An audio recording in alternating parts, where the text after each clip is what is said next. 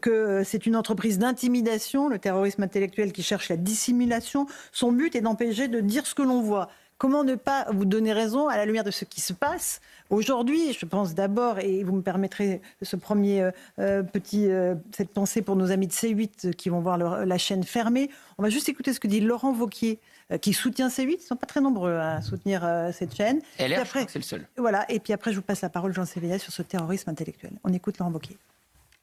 C8, c'est fini. Je vais vous expliquer pourquoi ça me choque et pourquoi est-ce qu'on doit réagir. C8, c'est une chaîne de la TNT, c'est la plus regardée. Vous êtes 40 millions chaque mois. C'est une chaîne populaire, appréciée des Français, qui émet depuis 20 ans. La fermeture de C8, elle est due à l'Arcom. Une autorité administrative obscure, comme il y en a beaucoup trop dans notre pays, vous savez que je combats ça, et qui s'est arrogé un droit de vie ou de mort sur cette chaîne. On m'enlèvera pas de la tête que cette décision de fermeture de C8, elle est due à une seule chose, c'est que ça appartient à un groupe médiatique qui ne convient pas à certains et qui ne pense pas comme il faudrait.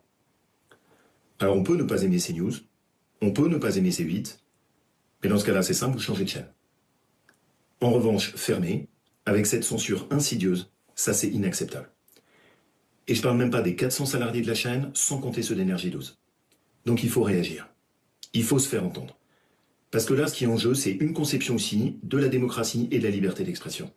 Donc réagissez, mettez des commentaires relayés, mais ne laissons pas faire comme ça, en silence, passivement, une décision qui est lourde de conséquences. Je précise pour nos auditeurs et téléspectateurs que le Conseil d'État a donc décidé aujourd'hui de valider l'arrêt des deux chaînes C8 et Énergie 12 qui vont s'arrêter le 28 février au soir. C'est un arrêt de mort pour ces deux chaînes.